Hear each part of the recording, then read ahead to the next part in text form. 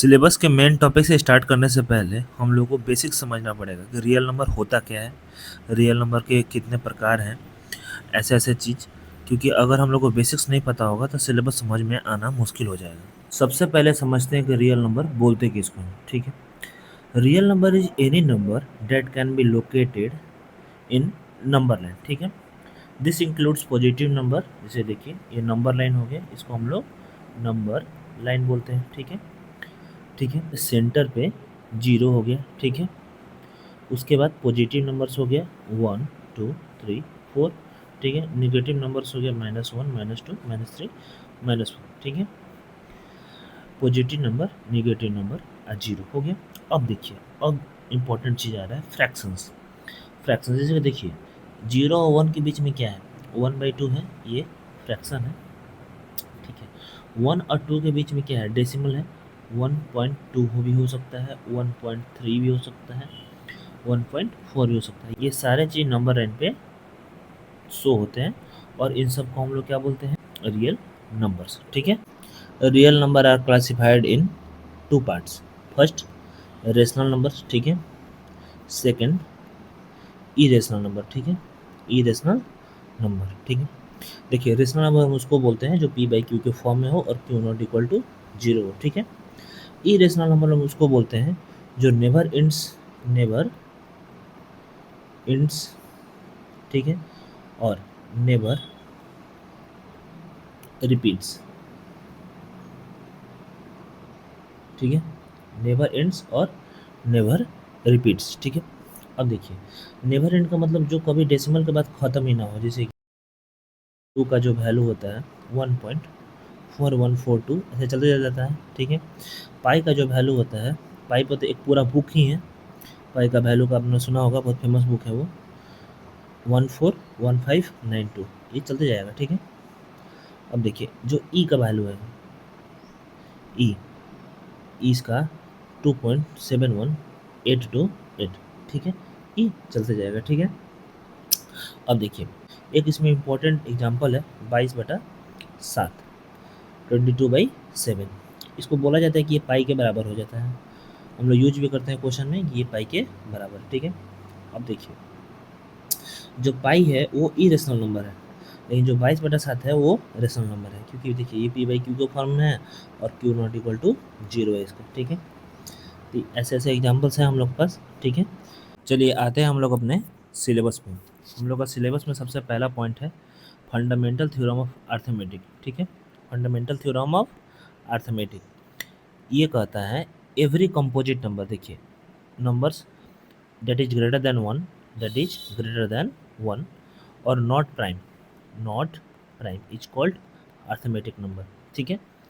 Can be expressed, मैंने वो factorise या एक्सप्रेस्ड हो सकता है as a product of primes and the factorization is unique apart from the order in which the prime factor occur, ठीक है। देखिए ये कह रहा है इसमें कि कोई भी नंबर जो कंपोजिट नंबर है, ठीक है, greater than 1 and not prime, वो प्रोडक्ट ऑफ प्राइम्स मतलब अपने प्राइम्स के प्रोडक्ट के रूप में दर्शाया जा सकता है। जैसे कि एग्जाम्पल के रूप में 10, ठीक है।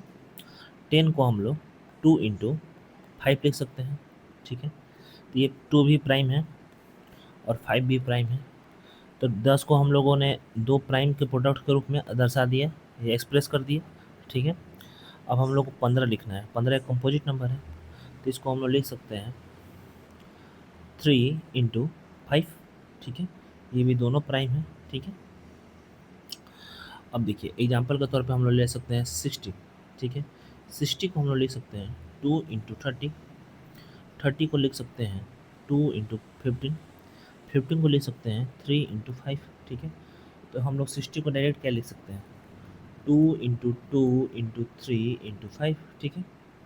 ये हो जाएगा 2 का स्क्वायर इंटू 3 × 5। अब देखिए इसमें और एक चीज़ देखने को मिल रहा है, हर एक कंपोजिट नंबर का अपना एक सेट ऑफ प्राइम्स है, ठीक है, अपना सेट ऑफ ऑर्डर है प्राइम्स का मल्टीप्लिकेशन का, ठीक है। समझ में आ गया ये डेफिनेशन कि every composite number can be expressed as a product of primes. देखिए प्रोडक्ट ऑफ प्राइम्स हो गया, प्रोडक्ट ऑफ प्राइम्स, ठीक है।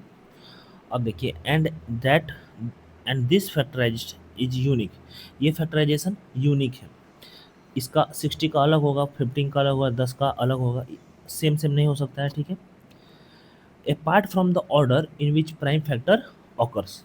अब जो ये डिफिनेशन का लास्ट लाइन है, apart from the order in which the prime factor occurs, इसका मतलब ये हुआ कि हम लोग 60 को या तो 2 के पावर 2 इंटू 3 इंटू 5 ले सकते हैं, नहीं तो 60 को हम लोग 3 इंटू 2 के पावर 2 इंटू 5 ले सकते हैं। ऐसे हम लोग आगे पीछे करके लिख सकते हैं। तो इसका जो ओवरऑल प्राइम्स हैं वो यूनिक है। ऑर्डर कुछ भी हो सकता है, किसी को हम लोग पहले लिख सकते हैं, किसी को बाद में लिख सकते हैं। तो जो इसमें यूनिकनेस का बात कर रहा है, वो इसमें ये यूनिकनेस का बात कर रहा है कि जो 2, 3 और 5 ये कॉमन होंगे सारे में, और 2 का पावर 2 रहेगा, 3 का पावर 1 रहेगा और 5 का पावर 1 रहेगा, ठीक है। ये यूनिक बात है, ठीक है। सिलेबस की इन बारीकियों पे ध्यान देना ज़रूरी है, क्योंकि एमसीक्यूज में ये सारे डिटेल्स पूछ सकते हैं और ऑप्शन दिया जा सकता है कि इसका मतलब आखिर है क्या, इसका सेंस क्या है इस वर्ड का, ठीक है। आइए समझते हैं हम लोग एचसीएफ क्या होता है। देखिए एग्जाम्पल के तौर पे हम लोग 6 ले लेते हैं। 6 को हम लोग प्राइम फैक्टराइज करके 2 इंटू 3 लिख सकते हैं, और 20 को 2 के पावर 2 इंटू 5 के पावर 1 लिख सकते हैं, ठीक है। अब देखिए एचसीएफ होता है product of the smallest power of each of the common prime factor in the numbers. देखिए 6 और 20 के बीच में कॉमन प्राइम नंबर कौन है, 2 है। अब इसमें हम लोग जिसमें पावर कम है, जैसे कि इसमें 1 है और इसमें 2 है, तो हम लोग 1 वाला को उठा लेंगे और यहाँ पे लिख देंगे, ठीक है। ये हो गया हम लोग का एचसीएफ, क्योंकि और तो कुछ कॉमन नहीं है, और इसमें बोल रहा है कि इसमें स्मॉलेस्ट पावर वाला उठाना है हम लोग को, ठीक है। तो स्मॉलेस्ट पावर वाला तो 2 का पावर 1 ही है। अगर यही एलसीएम रहता तो हम लोग उठाते 2 का पावर 2, क्योंकि उसमें पूछता है कि ग्रेटेस्ट पावर, ठीक है, उसमें हम लोग लेते हैं ग्रेटेस्ट पावर, ठीक है। अब हम लोग सीखते हैं एलसीएम। एलसीएम होता है प्रोडक्ट ऑफ द ग्रेटेस्ट, जैसे कि मैंने बताया था, power of each prime factor involve in the numbers. देखिए 16 का प्राइम फैक्टर 2 के पावर 4 हो गया, 20 का हो गया 2 के पावर 2 इंटू 5। तो अब देखिए 2 और 2 में जो ग्रेटेस्ट कौन सा, 2 का पावर 4 है, ठीक है। अच्छा यहाँ पे हम लोग 5 के पावर 0 लिख सकते हैं। अब इन दोनों में ग्रेटेस्ट कौन है, 5 के पावर 1 है। तो ये हो गया हम लोग का एलसीएम, 2 के पावर 4 16 इंटू 5 80, ठीक है। अब देखते हैं हम लोग प्रोडक्ट रूल, ठीक है।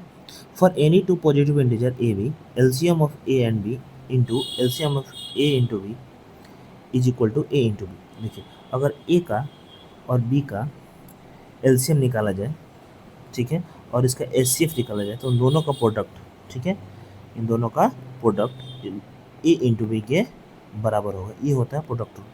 रियल नंबर्स के कुछ क्वेश्चंस करते हैं, जो क्वेश्चंस एनसीईआरटी, आरएस अग्रवाल और सीबीएसई पीवाई क्यूज के उठाए गए हैं, ठीक है। चलिए पहला क्वेश्चन हम लोग का, एचसीएफ दिया हुआ है दो नंबर्स का 306 और 657 का 9, एलसीएम पूछ रहा है, ठीक है। अब देखिए सबसे पहले हम लोग यहाँ पे प्रोडक्ट रूल लगाएंगे, LCM into HCF equal to 2 numbers, ठीक है। तो 2 नंबर्स क्या है, 306 और 657, ठीक है। तो हम लोग एलसीएम निकालना है, तो 2 नंबर इन दोनों को गुना करने पर आएगा 201042। ये ऑब्वियसली मैंने कैलकुलेटर से किया है, आप लोग ऐसे ऐसे गुना करने का आदत डाल लें, क्योंकि एग्जाम में करना पड़ सकता है। और एचसीएफ 9 दिया हुआ है, तो ये हो जाएगा इधर 9, ठीक है। अब ये कटेगा तो होगा 2 2 3 3 8, तो एलसीएम हो जाएगा 2 2 8, ठीक है। ये होगा हम लोग का आंसर। पहला क्वेश्चन हो गया, इजी था। अगला क्वेश्चन है हमारा, 2 positive integer a and b can be written as, a दिया हुआ है हम लोग के पास, ए दिया है हम लोग के पास एक्स क्यूब वाई स्क्वायर, ठीक है। बी दिया हुआ है एक्स इंटू वाई क्यूब, ठीक है। तो पूछ रहा है H C F of a comma b, ठीक है। तो एच सी एफ हम लोग क्या लेते थे, स्मॉलेस्ट फैक्टर वाला, स्मॉलेस्ट जिसका पावर हो, ठीक है। स्मॉलेस्ट पावर इसमें से कौन है, एक्स, दोनों में एक्स है, तो एक्स वाला स्मॉलेस्ट पावर कौन है, एक्स है ये वाला, और उसमें क्या है वाई स्क्वायर है, ठीक है। और एलसीएम में क्या लेते थे, हम लोग ग्रेटेस्ट पावर और लेते थे। तो एक्स और एक्स में एक्स के पावर 1 और एक्स क्यूब में कौन सा ग्रेटेस्ट पावर है, एक्स क्यूब। और वाई स्क्वायर और वाई क्यूब में कौन सा ग्रेटेस्ट पावर है, वाई क्यूब। ठीक है, ठीक है। हमारा अगला क्वेश्चन है explain why 7 × 11 × 13 + 13 is a composite number. देखिए कंपोजिट नंबर हम लोग किसको बोलते हैं, वैसे नंबर्स जो खुद से भी कट जाए, खुद से भी डिवाइड हो जाए और किसी और नंबर से भी डिवाइड हो, यानी कि जो प्राइम नहीं हो। देखिए इसमें से अगर हम लोग 13 कॉमन ले लें तो 7 × 11 + 1 बच जाएगा। तो यानी ये नंबर खुद से तो डिवाइड होगा ही, और 13 से डिवाइड हो गया तो ये कंपोजिट हो गया। ठीक है, वैसे सेम इसमें 5 हम लोग कॉमन लेंगे तो 7 × 6 × 3 × 4 × 2 बचेगा और +1 बचेगा। ठीक है, तो ये 5 से भी डिवाइड हो जाएगा और खुद के साथ तो डिवाइड होगा ही, तो ये दोनों कंपोजिट हो गया। ठीक है।